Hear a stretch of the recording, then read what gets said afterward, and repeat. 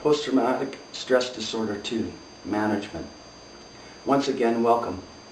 Today I want to discuss some basic coping mechanisms for post-traumatic stress disorder. As with any illness, PTSD by necessity changes the contour of our lives. The more structure and routine you can implement in your life, the better chances of achieving the peace and stability you need to prosper. I do not speak of excessive activity, but rather a lifestyle of balanced choices. Learn to manage your environment. A good, stable environment means routine, getting scheduled sleep, eating regular meals, and exercising. How rigid you must become in disciplining your life depends on the severity of the post-traumatic stress disorder. My own case of post-traumatic stress disorder was utterly severe. I had been shot in the neck with a 12-gauge shotgun in the first attempted murder, and then was over a period of years hunted much like an animal as the guerrilla organization I had been involved with attempted to complete their work.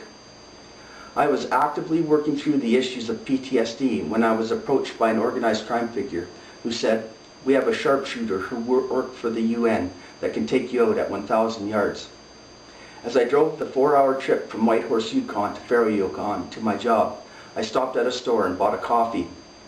The clerk attempted to warn me of my impending doom, stating poignantly that someone had been in the store earlier purchasing 22 shells.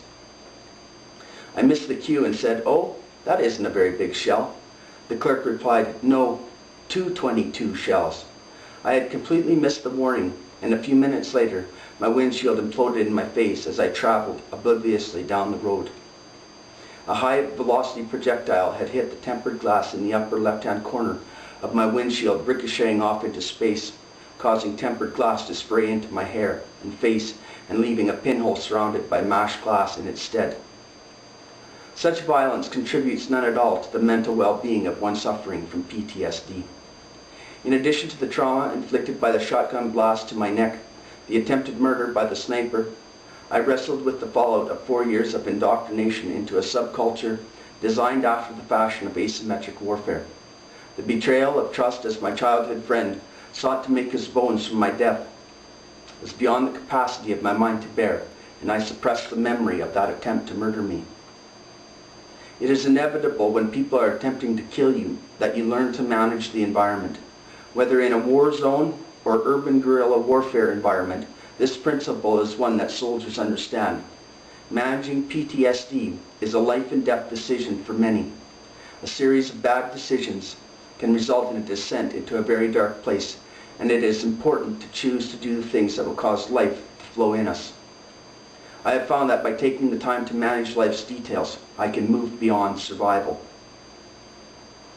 The purpose of recounting these events for you is my effort to leave you, the viewer, with some assurance that the understanding that I have with regard to post-traumatic stress disorder was earned under fire. I understand the torment of mental injury and want to extend to you the hope that tomorrow holds a better day. Maturity for me was learning to subdue my life experiences unto my will, and not the experiences subduing me to the horror of the violence. Until next time, my friends, goodbye.